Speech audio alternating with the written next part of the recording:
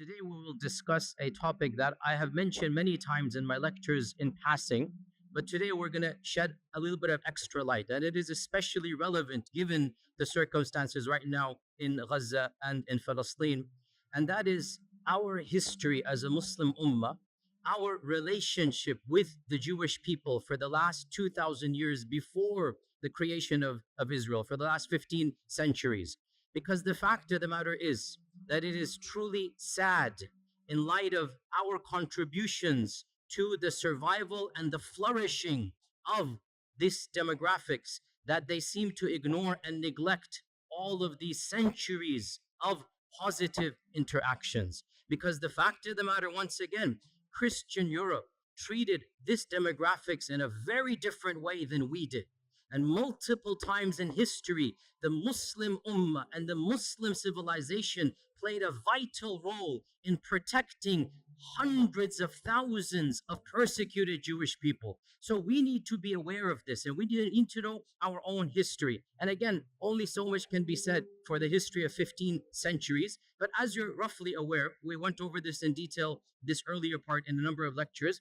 In the year 70 CE, in the time of Jesus Christ, after Jesus Christ, the second temple was destroyed, and so Judaism once again had its diaspora. They fled across the globe, so they didn't have a land. For the next 2,000 years, where were the Jewish people? Under Christian and then Muslim rule. For 1,500 years before 1947, 1,400 years before 1947, where were the Jewish people? Either in Christian lands or in Muslim lands. Okay, what is the difference between how the Jewish people were treated in Christian lands versus how they were treated in Muslim lands? This is the summary we're going to be discussing today. And of course, the goal is to pique your curiosity. The goal is to start you on the journey. Obviously, in 15, 20 minutes, only so much we can do. We need to understand Christianity from its inception has been extremely intolerant of the Jewish people. Why? Because according to their theology, what did the Jewish people do to their own God, to the Son of God? Well, according to their theology, what did they do? They murdered the Son of God. So from the beginning, there's a term that is found in Christian literature. I'm not inventing this term. It's called Christ killers. This is what they called the Jewish people, Christ killers. And that is why, generally speaking, in ancient Christianity, medieval Christianity, Jewish people were not treated as equal citizens. They didn't have the right to own property in most of European history. They were forced to live in special areas. The ancient term for this in Venice, the Venetian term, is still used in English. Guess what that term is? Ghetto.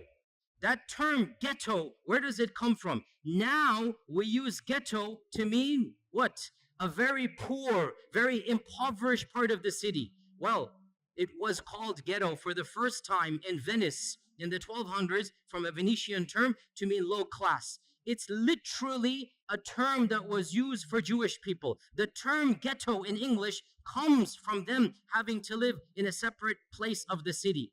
Jewish people in Europe were prohibited from any noble profession. They had to take ignoble tasks. They were prohibited from owning land. They were prohibited from rising up in the ranks of nobility. In fact, the one job that they were not prohibited to do, and that's why they started to do this more and more, was the job that was prohibited by the church, and that is lending of money. The church said you cannot lend money on interest. And Christians, if they do so, they're going to go to hell. They're going to be damned. This is Christian law, by the way.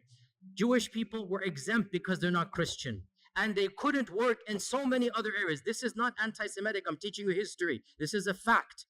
Jewish people then took on, by and large, in Europe, the profession of money lending, charging interest, because they weren't allowed any other job. They weren't allowed careers, and this was prohibited by the church. You'd be damned. So what did they do? They became the proto-bankers, the first bankers. And so what's going to happen, slowly but surely, their wealth did increase. This is not a anti-Semitic. It's the fact of the matter is that they were involved in this profession, and that is why rich dynasties from this group did begin to rise in the 15th, 16th, 17th centuries. But that's because They were the ones lending money. Eventually, the church had to buckle under pressure and change their law and say it is now allowed for Christians to do. Otherwise, Christians forbade Christians from lending money with interest. It was haram for them. The church would excommunicate you. That's why this group began to do this. In the 11th century, when the Crusades was announced, in 1095, 1096, the first Crusaders, they left England, they left Italy, they left France, and they made their way to Jerusalem, wanting to free, quote unquote, Jerusalem from Muslim lands. Do you know what happened before they reached Jerusalem? They started massacring Jewish people. Where? In Europe. Why? What has that got to do with Jerusalem? They began to reason, if we're going to go to Jerusalem where Jesus walked, we should avenge his death before we get there. And so, thousands, this is the first time where pogroms happened against Jewish people. Entire cities in Europe, entire cities in Germany, this is in 1096, 1097, entire cities were decimated from their Jewish populations. It is really pathetic what the Christians did. The women and children ran to the synagogues begging for freedom, and they burnt the synagogue with babies in it. They burnt it. Who? The Christians. Why? Because these are Christ killers. I say this because you need to know, where is this anger? Where is this anti-Semitic coming from? It's coming from Europe. We Muslims had nothing to do with any of this hatred. And you need to know the irony of how we can be accused when in reality this notion of anti-Semitism comes straight from Europe. In the year 1215, the church gave a decree that Jewish people could not live like normal citizens in any Christian land. They had to wear a different clothing. They had to live in different places of the city. They had to have specific professions. This is the Vatican. This is the church normalizing the discrimination of Judaism. This is in 1215. Don't be surprised in a few decades, 1290, King Edward of England said, I don't want any of these people in my kingdom. So he made a decree to expel every single member of the Jewish faith from England. For 400 years, there were no Jewish people in England. 400 years. Why? Anti-Semitism. The king said, none of these people are going to be here. And Shakespeare writes his plays during this time. But the stereotype, the negative, evil stereotype remains in the psyche of Europe. Go read Shakespeare's plays. Go read how he writes about Shylock the Jew. This is Shakespeare, not me. Shakespeare is an anti-Semite in every sense of the term. The stereotypes, the negativity, and ironically, he's never interacted with the Jewish person because there are no Jews in England when Shakespeare's writing because of the decree. Only in 1680 or something, the king relents and allows them back in. And that is why, by the way, to this day in England, the Jewish population is very small compared to other places in Europe because for 4 centuries, they were banned.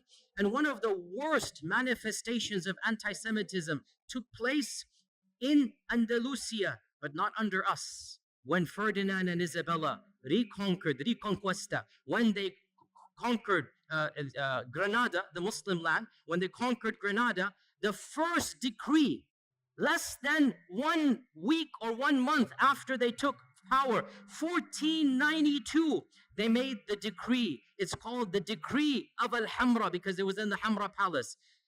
There shall be no Jewish people living in Andalusia.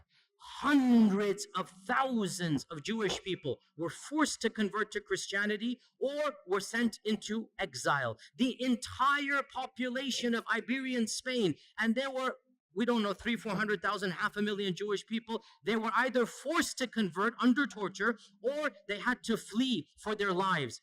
And this is one of the worst manifestations. Now you get to Hitler in the 1930s and 1940s, which is, of course, the worst anti-Semitic outburst in all of human history. And this needs to be said bluntly. Hitler did not come in a vacuum.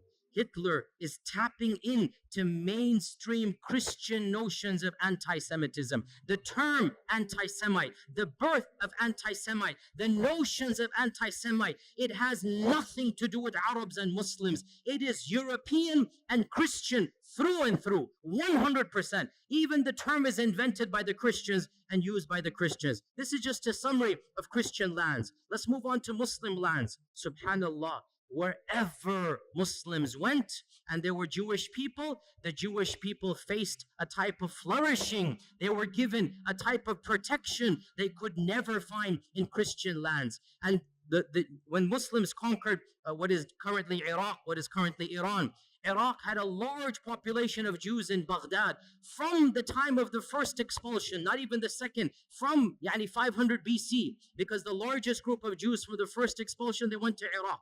So Muslims found large groups of Jews in Iraq. In Iran, Isfahan, hundreds of thousands of Jewish people, again from the first and second expulsion. And the Muslims came and found them, and they gave them protection under the Treaty of Umar ibn al-Khattab. Jerusalem, when Umar ibn al-Khattab marched into Jerusalem, guess how many Jewish people were there? Zero. Guess how many synagogues? Zero. Jews were not allowed to worship in Jerusalem under the Christians. Guess who gave them the freedom to build the first synagogue after the collapse of the temple? It was none other than Umar ibn al-Khattab radiallahu anhu. Umar ibn al-Khattab, acting upon Islamic commandments, acting upon prophetic guidelines. Jews and Christians are Ahl Kitab. They have the right to live freely. They have the right to worship. They have the right to build their synagogues and whatnot. Now, modern, liberals come along and they say, oh, the conditions of Umar al-Khattab are second-class citizenship. I'm not going to claim that Umar radiallahu anhu's condition is the same as secular America. It's not. But we're not comparing Umar ibn al-Khattab to secular America. Secular America is a different notion where religion plays no role. In the Islamic scheme of things, religion plays a vital role. So if you're a Muslim, yes, you get perks and privileges, no doubt about that. And if you're Ahl Kitab, there's certain things. For example, you cannot convert people to your faith. For example, the synagogue minaret, or the temple in the synagogue cannot be higher than the minaret of the mosque. I agree, these are conditions, but we're not comparing Umar ibn al-Khattab to modern liberalism. We're comparing Umar ibn al-Khattab to the rest of the world. The fact of the matter, never once in all of Islamic history was there a policy to kill all Jews. Was there a policy to persecute all Jews? Was there a policy to expel all Jews? So Umar al-Khattab radiallahu anh allowed the Jewish people to come back into Jerusalem. This is the first time they could come back and build the first synagogue under the Khulafa al-Rashidun. And the rest, as they say, is history. That in Baghdad, when the Abbasids made their Baytul Hikmah, the famous house of wisdom, they hired the most competent translators regardless of their background. And because Muslim people weren't studying ancient Greek and whatnot, some of the best translators were from a Jewish background because they're the ones studying ancient Greek, ancient Latin. And so Baytul Hikmah hired the top Jewish minds to be in charge of the House of Wisdom. And when the Fatimids and when the Umayyads of Spain instituted their own Baytul Hikmah, because they wanted to compete, there are three khilafas, they wanted to compete with one another. So they made their own institutes of publishing. They also hired the best and brightest minds, regardless of their background. Jews and Christians were at the top of this list. You have to understand why. Muslims weren't studying ancient Greek and whatnot. These civilizations were. So the Khulafa and the Sultans hired these people and gave them the best salary so that they can work with them. And one of the most interesting examples in our own history in Andalusia was under the Ta'ifa kingdom of Granada in around 1000, 1030 CE, like basically literally 1000 years ago, the prime minister of Granada, the Sultan was Muslim, the prime minister was a rabbi, and his name is Ismail ibn Naghrilla, Ismail ibn Naghrilla. And he was a rabbi, he was a learned man, he rose in the ranks until he became the prime minister of Cordoba.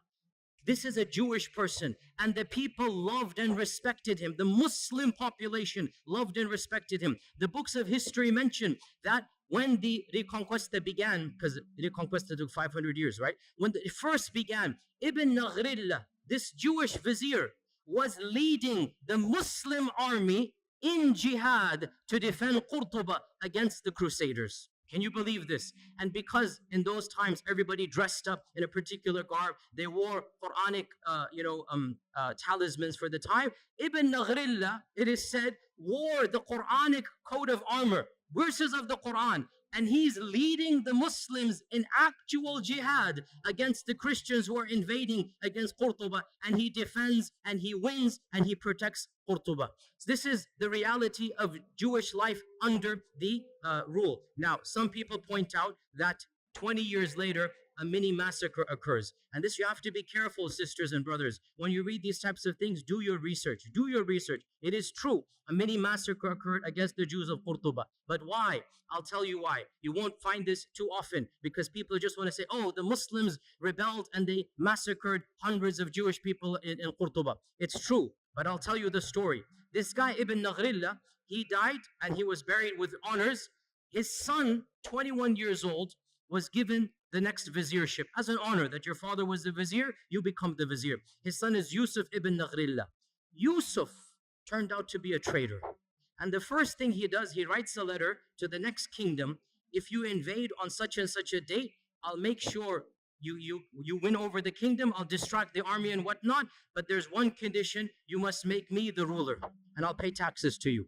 Okay? So this guy, Yusuf, he attempted a coup d'etat. And he got his people to support him. And obviously his people were of a Jewish background. The letter was uncovered. The Muslims went wild. Mobs attacked the palace and literally shredded Ibn Naghrillah, Yusuf, the son of the famous one. They literally shredded him and tortured him to death. And then they turned on his core, killed him. And then it is true, sad, the mobs turned on the Jewish quarter because they thought this was a Jewish revolt against the city. And innocent people lost their lives. But the point is, no sultan gave the command. No government instituted this. And the reason why it happened was not because they were Jewish. It's because the notion came that the entire community is treacherous to us. That's why this happened. Then things went back to normal and Jewish communities began to flourish. Within 150 years, the greatest Jewish mind in all of Jewish history was born and raised and studied in Qurtuba. Who is this person? Who can tell me? Musa ibn Maymun.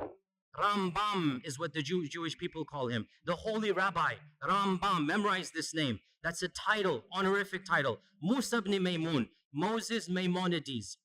In the entire history of Judaism, there is no theologian that is more respected and venerated than Rambam.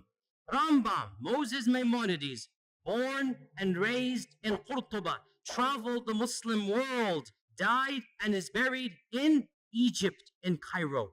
He spoke fluent Arabic. He went through the madrasa systems. In those days, if you wanted to study, you went to the madrasa, right? And the madrasa is religious. So you study the sciences along with Qur'an and tafsir and hadith and fiqh. So Musa ibn Maymun, as a Jewish student, was not just given the freedom, he excelled in his studies. And his biographers mentioned this. I'm not making this up. Read his modern day biography.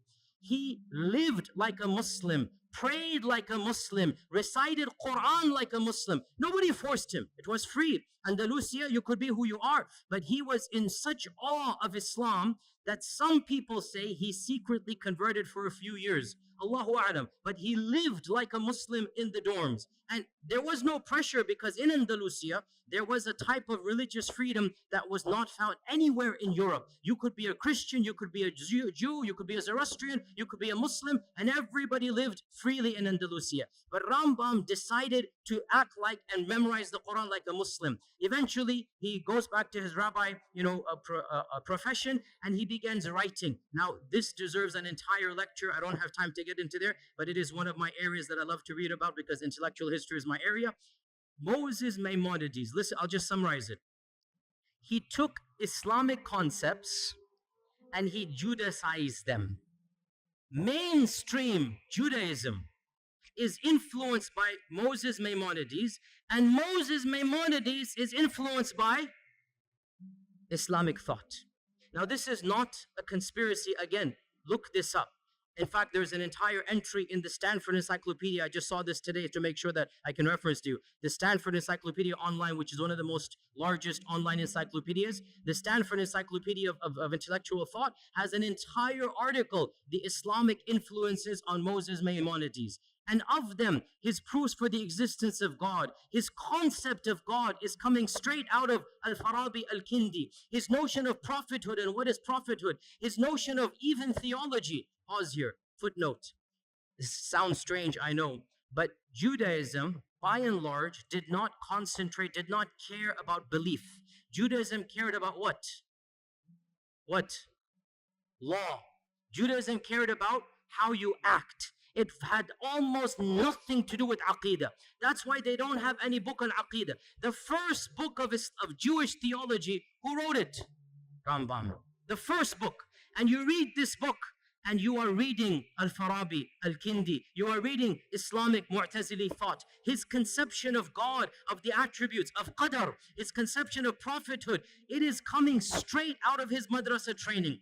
And this is now mainstream Jewish belief. I'm not making this up. This is well known. Mainstream Jewish theology is coming straight out of Andalusian madrasa. He just changed it, made it a little bit. And he wrote a creed.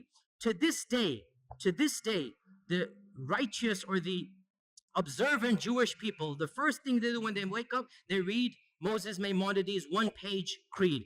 And it begins, Ana mu'minu, I believe in, just like Aqidah Tahawiyah, just like other Aqidas, it literally begins, I believe in, and there's 13 points. I believe in God, there is one, la sharika la type of stuff, literally coming out of Islamic thought. He has no partner, cannot be described in this and that, literally goes through, and it goes all the way, and I believe in resurrection, I believe in the Messiah that's going to come, one of the 13 points, I believe in the Messiah. So this is coming from Musa ibn Maymun. By the way, one interesting thing about Rambam, wallahi, so ironic. He became the best physician of his time because he mastered Ibn Sina. So he read Ibn Sina, he mastered Ibn Sina, now he's the best physician. He works his way up. Guess who he becomes the personal doctor to? None other than Salah ad-Din al-Ayyubi. Salah ad-Din al-Ayyubi takes him as his personal court doctor. For a period of time, he travels with Salah ad-Din. He is the primary doctor of Salah ad-Din Ayyubi. Nobody can accuse our religion of anti-Semitism. Nobody can accuse our sultans, our khulafa of hating people because of their different faith. It didn't happen that way. If you were talented, you were the best doctor, and it's so ironic. Salah ad-Din is conquering Jerusalem, and Rambam is his main doctor. Subhanallah. How can we not remind our Jewish brethren of this reality? Look at from where to where. Look at the past and now look at how that has flipped. Eventually, he went to Egypt. He lived in Egypt. By the way, he wrote most of his writings in which language? Arabic. The chief rabbi of Judaism is writing his books in Arabic. This is well known. You can see them and look at them online. And he has a book called The Guide of the Perplexed.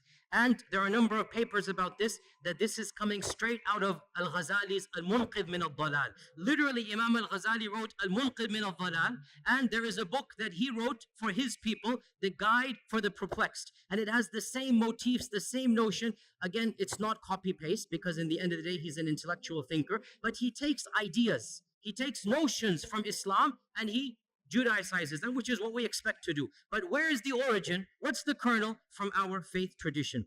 It is true to say that never in the last 2,000 years before the creation of this country has the Jewish people flourished as they did under Muslim Spain, under Islamic Andalusia, their greatest minds, their largest synagogues. You can visit their synagogues to this day in Qurtuba, in Granada. They still have their synagogues that were built not under the Christians, under the Muslims. Where now in 1492, Ferdinand Isabella come, the first decree, all Jewish people will leave or convert or die, be killed. Where did these 500,000 Jewish people go?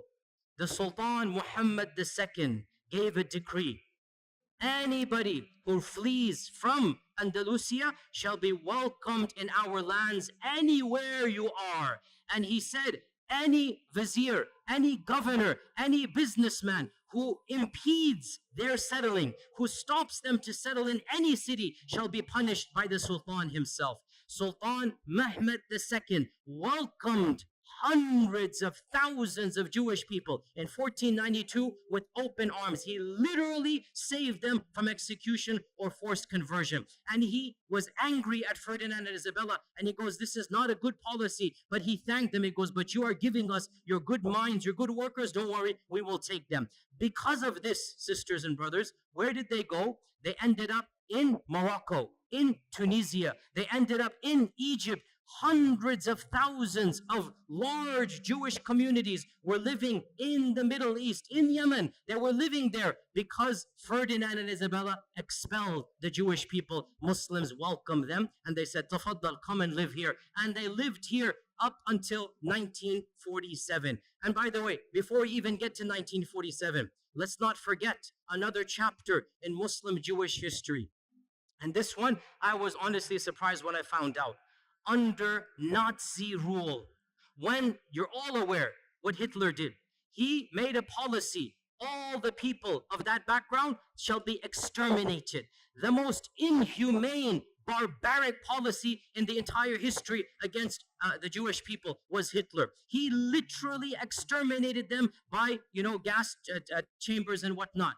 Guess who intervened where possible? In multiple countries, Muslims, sometimes at risk to their own lives, stood up and protected Jewish people. And wallahi, brothers and sisters, I say to you honestly, I have visited Auschwitz and Dachau. I have studied this chapter in history. Wallahi, I swear to you, if I were alive at that point in time, I would hope to Allah that I have the courage and bravery to stand up against the tyranny of Hitler and to protect innocent women and children. The way they were brutalized, the way they were rounded up and just killed for no reason. Innocent babies, we saw thousands of toys and thousands of shoes of children literally just piled up there, killed for no reason. I would hope I would have that courage as well. And I was so happy to hear so many people stood up. The Sultan of Morocco, interestingly, Morocco was under the French rule, and so technically it was not independent. Yet when the French said, give us your Jewish people, Sultan Muhammad V said, no way. These people are our brethren. They have lived with us for centuries. They shall not be handed over. So Sultan Muhammad refused to obey the Nazi policies under the French rule of the Nazis. Tunisia as well refused. The Ottomans refused. In Bosnia, the Muslims refused. And perhaps the most brave act of courage, because it wasn't a government, it was brave. In France, the Muslims who were under the Nazi occupation. So the Nazis, if you remember your history, they invaded France and they took it over. So you have Nazi rule in France for a few years. You literally had Nazis ruling France before the liberation in 1947. So Nazis are in control. Muslims were allowed to live as second-class citizens. The Imam of the Masjid, Abul Qadir, the Imam of the Masjid, the Grand Mosque of Paris, I visited it. It's a very beautiful masjid built in the 1930s. It's still standing to this day. It's a beautiful, iconic masjid in Europe. The Imam of the Masjid gave a secret talk to the Muslims, and he encouraged the Muslims, if you know any Jewish friends of yours, bring them in. We will protect them in our mosque. The basement of the masjid became a home for the Jews under Nazi rule in France. And this was engineered by the Imam, the Sheikh.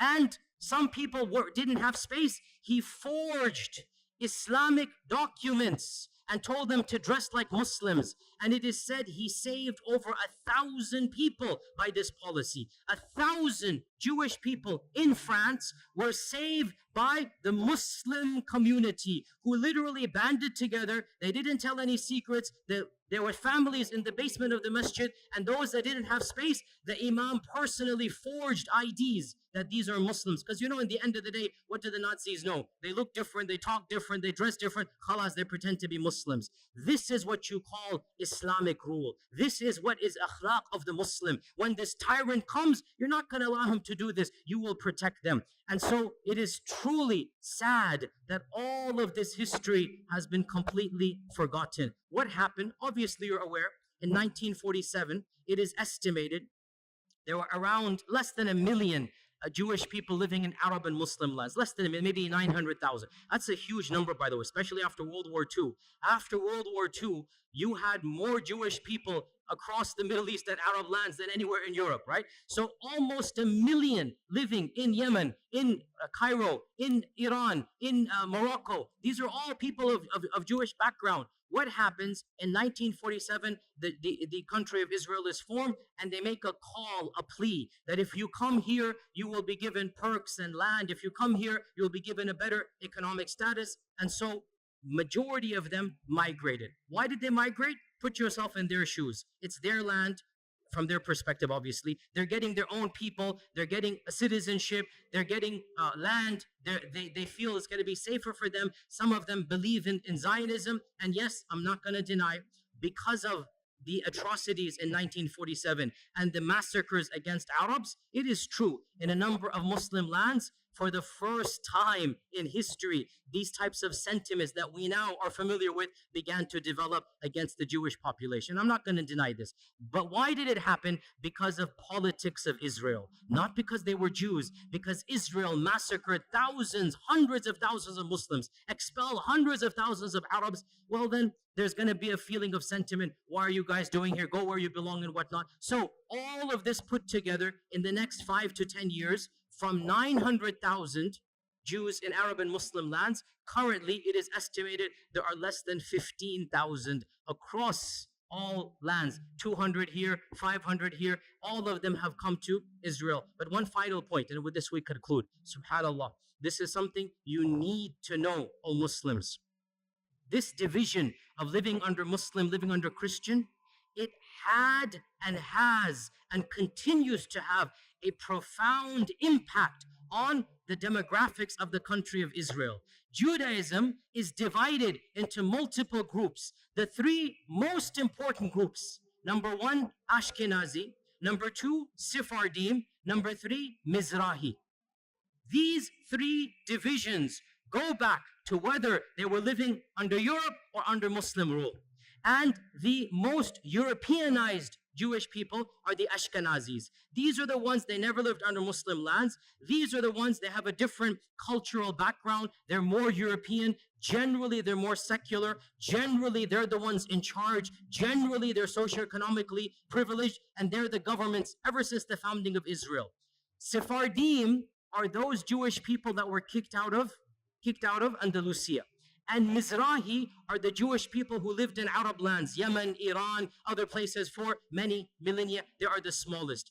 Generally, Sephardim and Mizrahi are more pious. They're more orthodox. They're more religious. They're more believing in God. And a lot of you don't know this. In Israel, they are treated like second-class citizens. In Israel, because they can tell by your looks, they can tell by your name, they can tell by your culture. The Ashkenazis, who have a white skin color, are the superior class. And of course, there's even a lower category, the Falasha, which are coming from Ethiopia, and you should see how they are treated in Israel. They are the lowest of the low. But above them are the Mizrahis, and above them are the Sephardim. Sephardim and Mizrahis, they are ghettoized in Israel.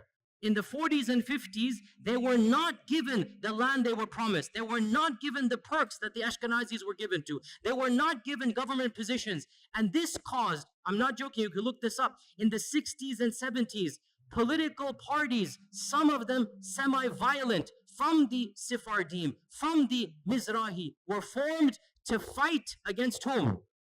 Against whom? The Arabs? No, Ashkenazis.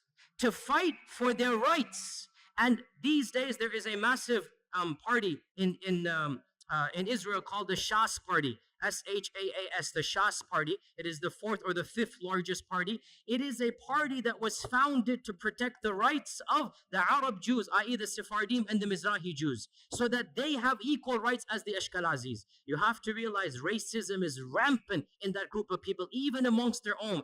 Any Jewish person who lived in Muslim lands, who spoke Arabic, who comes from an Arabic culture, is not treated with the same respect as the Europeans. And this is well known, open secret. Go look it up. Go do your research in this regard. So this is one point. And I want to conclude on this point, sisters and brothers, and that is that we are not mentioning this. Wallahi, we are not mentioning this to remind them of a debt they owe us. No, we did this because Allah told us to do it, not because of them. We did this because our Prophet ﷺ taught us this is how we treat minorities. We would do it all over again, but we just want to show the world this is Islamic law. This is Islamic Sharia. The freedoms that they had, the intellectual, curiosities, the books that they produced, they couldn't produce a fraction of them in Europe in medieval times. And that is what we give to the world. It is truly sad. And we don't say this as a debt or a favor. We're just pointing out the facts. It is truly sad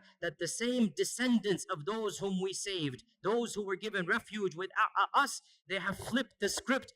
And they are doing what Hitler did to them, they are doing to the very people who protected them. And we just say this as a historical fact and record. Otherwise, we complain to Allah and Allah alone. These are facts we should all know. And we are proud as Muslims of our history. And we're proud of our Sharia. And there's nothing to be ashamed of. Alhamdulillah, thumma alhamdulillah. And inshallah, we'll continue in the same vein. Jazakumullah khair. Assalamu alaikum wa rahmatullahi wa barakatuh.